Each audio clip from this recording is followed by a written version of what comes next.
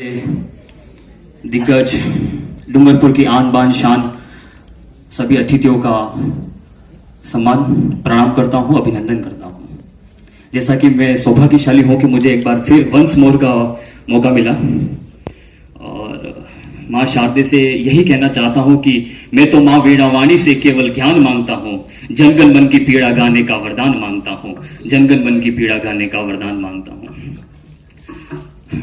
डूंगरपुर की एक महान शख्सियत यहाँ पर बैठी हुई है जिनकी तारीफ करने के लिए कभी कभी शब्द कम पड़ जाते हैं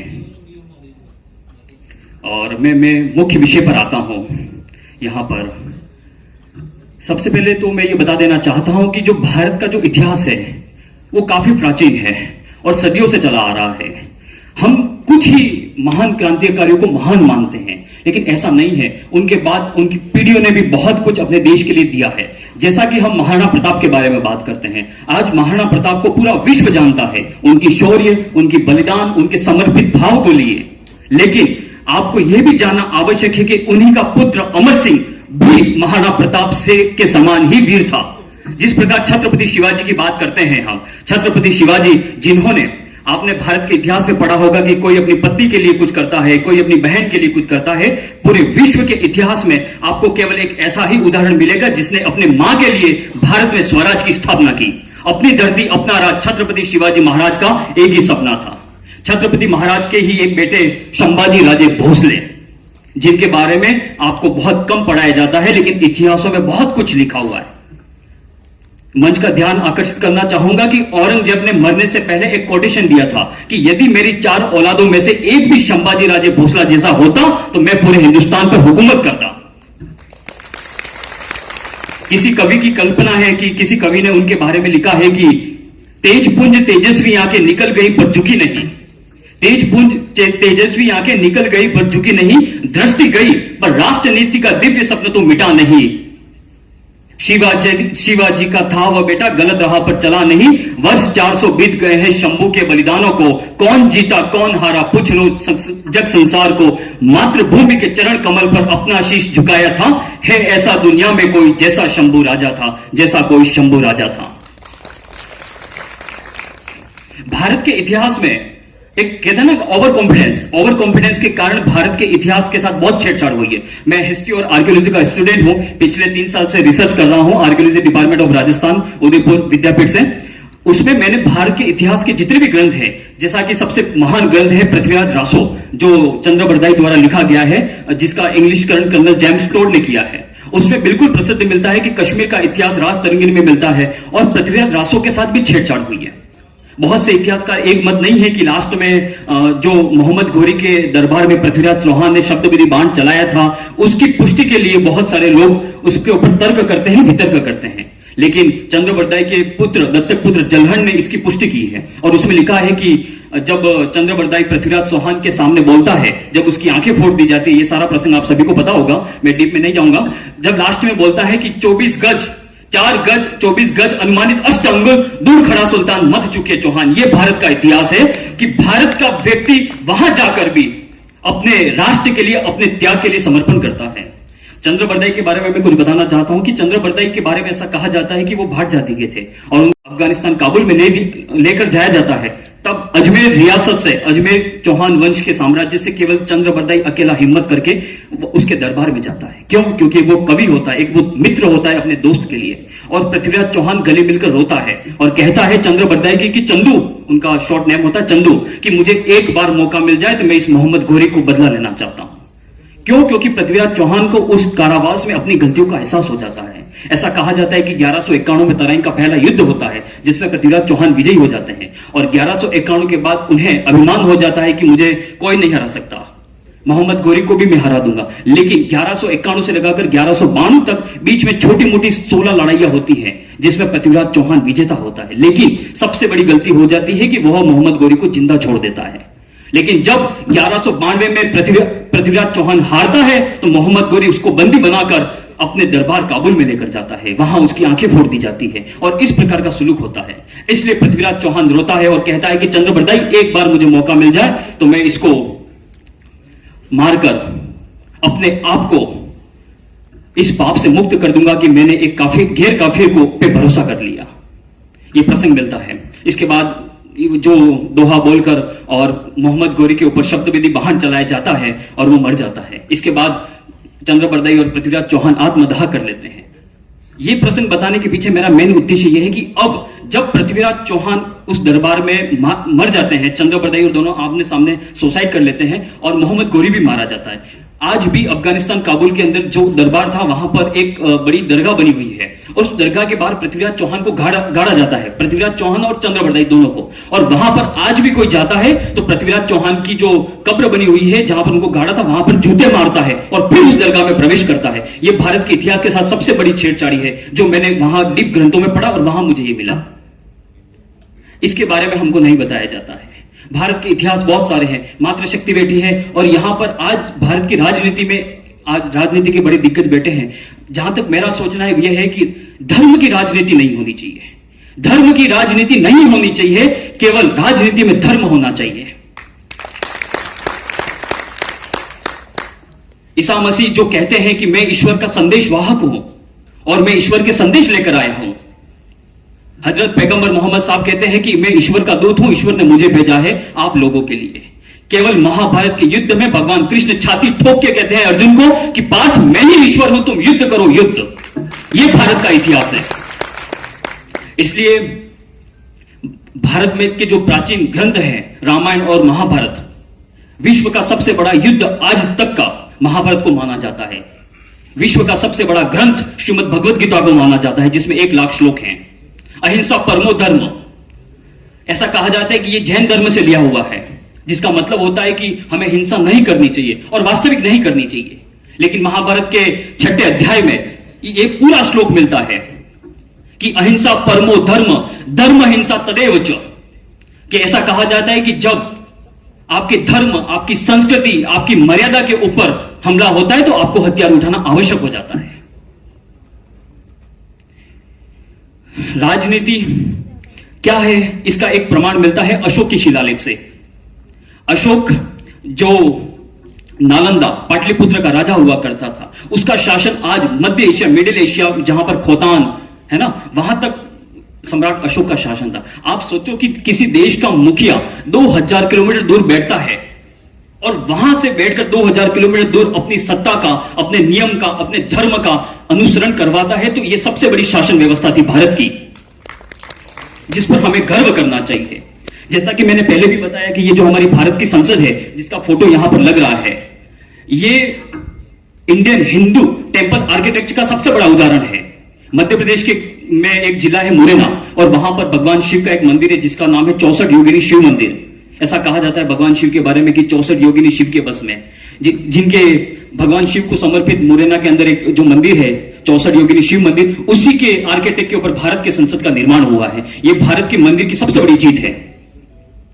जहां पर विश्वविद्यालयों की बात की जाती है, आज जो लोग शायद मेरी इस बात से सहमत हो नहीं हो, आज हम हमारे जैसे समाज में टोटके होते हैं, तंत्र मंत्र विद्याएं होती हैं, साइंस इस बात को नहीं मानता है, बोलता है कि ये सारी फिजूल चीजें हैं। लेकिन भारत में 618 बीसी के अंदर उज्जैन के अंदर एक विश्वविद्यालय चलता था जिसका नाम है विक्रमशिला विश्वविद्यालय, विक्रमशिला यूनिवर्सिटी, जो स्पेशल तंत्र मंत्र के लिए था। बोलो, भारत के अंदर हर प्रकार की शिक्षा और हर प्रकार की हमको यहां पर पद्धति देखने को मिलती है।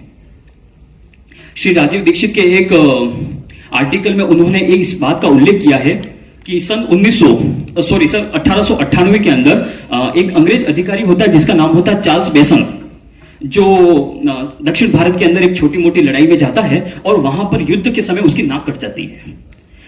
जो सामने के जो सैनिक वगैरह होते हैं वो उसकी नाक काट डालते हैं और नाक से खून बहने लग जाता है। वो अब किसी व्यक्ति की नाक कट जाती है तो क्या होता है वो आपको पता है, तो वो अपनी नाक पे रुमाल डाल के, कपड़ा डाल के वो छिपता छुपता जाता है, घोड़े पे बैठ के जाता है और पास के गांव में वो जाके पूछता है कि मेरे नाक से खून बह रहा है, कोई इसका ट्रीटमेंट है? तो लोग कुछ बोलते हैं एक काम करो, उसके वहां चले जाओ आप, वो करके रास्ता बताते हैं। वो जाता है तो देखता है कि किसी एक नाई का घर होता है, उस नाई के घर में वो जाता है और नाई को बोलता है कि मेरी नाक कट गई। बोले कोई दिक्कत नहीं, 2 दिन का काम हो जाएगा। उसको सुलाता है और उसकी मलहम पट्टी करता है और अब उसकी जान की चमड़ी को निकालकर नाक पे सेट करता है और 2 दिन में उसकी नाक बिल्कुल स्वस्थ हो जाती है, जैसा कटी ही नहीं हो वैसी। ये भारत में सबसे पहले प्लास्टिक सर्जरी के प्रमाण मिलते हैं। जब वह वापिस संसद में जाता है इंग्लैंड की, द पार्लियामेंट ऑफ लंदन के अंदर, और वो जाकर सबसे पहले स्पीच देता है और कहता है पूरी सभा को कि क्या आपको लगता है मेरी नाक कटी हुई है। इस प्रकार का स्पीच वो देता है लंदन की पार्लियामेंट में। तब वहां के लोग बोलते नहीं, बोले नहीं मेरी नाक कटी हुई थी, और वो पूरा ऐसा उदाहरण बताता है। तब जाके वहां से लॉर्ड मैकाले को भारत का गवर्नर नियुक्त करके भारत में लाया जाता है। क्यों? क्योंकि उसी ने जो रिपोर्ट दी थी उसी के आधार पर लॉर्ड मैकाले को वहां का भारत की शिक्षा पद्धति को नष्ट करने के लिए उसे भारत का वायसराय बनाकर भारत में भेजा जाता है। और लॉर्ड मैकाले अपने पिता को पत्र लिखता है और कहता है कि भारत एक ऐसा देश है जो पूरी दुनिया है, पूरी दुनिया के अंदर जितना ज्ञान है वो पूरा भारत में है। मतलब कहने का मतलब यह है कि भारत ही दुनिया है, भारत से बाहर जो कुछ भी है वो कुछ भी नहीं है, नथिंग है। जब 2000 बीसी के अंदर यूरोप के लोग शिकार करते थे, नंगे पुंगे घूमते थे, तब भारत के अंदर महाभारत का युद्ध हो रहा था। हमारी सभ्यता, हमारा सिविलाइजेशन इतना डेवलप था, और आज हमको ऐसा कहते हैं कि भारत का इतिहास कुछ भी नहीं है। मैं आपको एक छोटा सा तर्क देना चाहता हूं कि यदि आपके गांव का इतिहास लिखा जाता है, यदि डूंगरपुर का इतिहास लिखा जाता है, और डूंगरपुर का इतिहास लिखने वाला अगर जर्मनी का होगा, तो वो डूंगरपुर के इतिहास के साथ छेड़छाड़ करेगा, वो डूंगरपुर की वीरता को या नहीं बताएगा। इसी प्रकार हमारे भारत के हिस्ट्री के साथ ऐसा हुआ है। जितने भी इतिहासकार हुए हैं सब वो मॉडर्न हुए हैं, सब आधुनिक हुए हैं, सब फॉरेनर हुए हैं, और उन्होंने कभी भी ये नहीं सोचा कि भारत का इतिहास अगर इतना बढ़ जाएगा तो भारत फिर विश्व गुरु बन जाएगा। और इसीलिए उन्होंने इस प्रकार का काम किया और भारत की शिक्षा पद्धति के साथ छेड़छाड़ की है।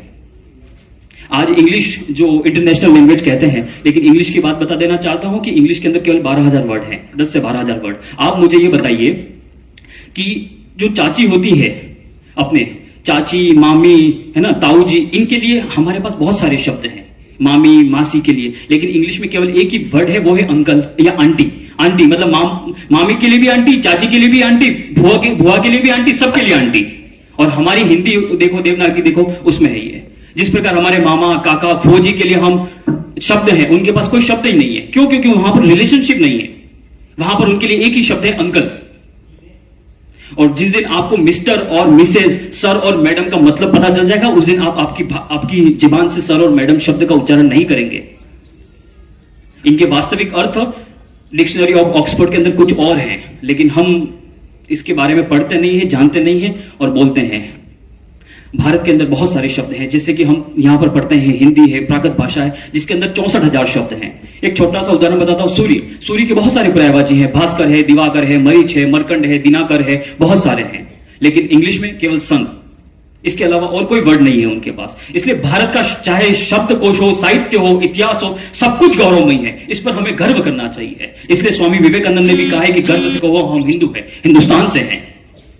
मैं ज्यादा नहीं समय लूंगा क्योंकि समय सीमा है और हमारे मुख्य अतिथि भी यहां पर मौजूद हैं, लेकिन मैं इतना ही कहना चाहता हूं कि जिस प्रकार हमारे भारत के प्राचीन इतिहास में राजनीति चलती थी, धर्म चलता था और विभिन्न प्रकार के समुदाय चलते थे, उसी कल्चर को लेकर हम वापस आज की राजनीति को हम कर सकते हैं। और अंतिम में मैं यही कहना चाहूंगा कि हार को भी हार मानकर हारा था मैं कभी नहीं।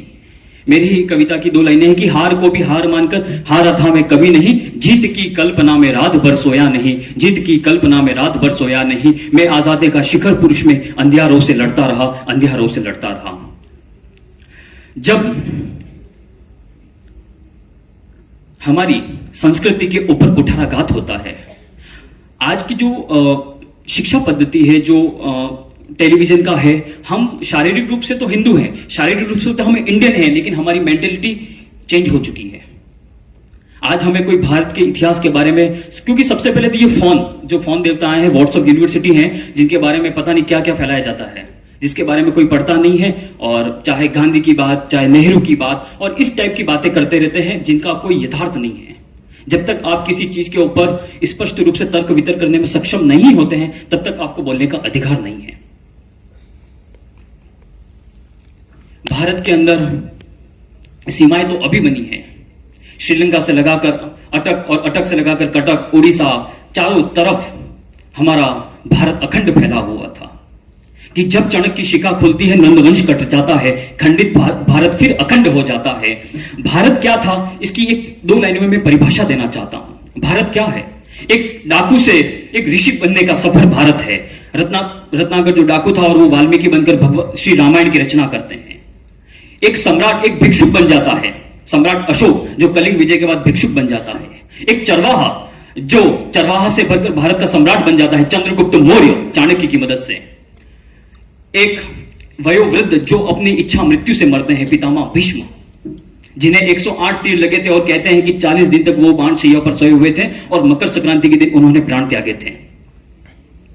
आप ये बताइए कि महाभारत के युद्ध में आप ये कहते हैं कि हमारा संघर्ष बहुत है, हमारा जीवन कठिन है, हमारे जीवन में बहुत सारे दुख हैं और हमारी किस्मत ऐसी है बुरी। आप मुझे बताइए भगवान कृष्ण जिनका जन्म जेल में हुआ, जिनसे प्रेम किया उससे शादी नहीं हुई, किसी और से शादी की, पूरा वंश खत्म हो गया, दुनिया का ऐसा बड़ा युद्ध करवाया महाभारत जिसमें उनके सारे कुटुंब संबंधित मर गए, उन्होंने अपने आंखों के सामने अपने भाणिज को मरता हुआ देखा, अभिमन्यु को। आप बताइए कि भगवान का जीवन कठिन था कि आपका जीवन कठिन है? इस टेबल के ऊपर अगर सभी के दुख दर्द रख देंगे ना तो फिर पता चलेगा कि आप किसका बड़ा है किसका छोटा है। रामायण देख लीजिए, जब भगवान राम अयोध्या महल में थे तब तक वो श्री राजकुमार थे, जब वो जंगल दर भटकते भटकते गए तब वो मर्यादा पुरुषोत्तम भगवान श्री राम हुए। ये हमारा भारत का इतिहास है। एक पिता के लिए राज सिंहासन को लात मार दी और जंगल जंगल भटकते रहे।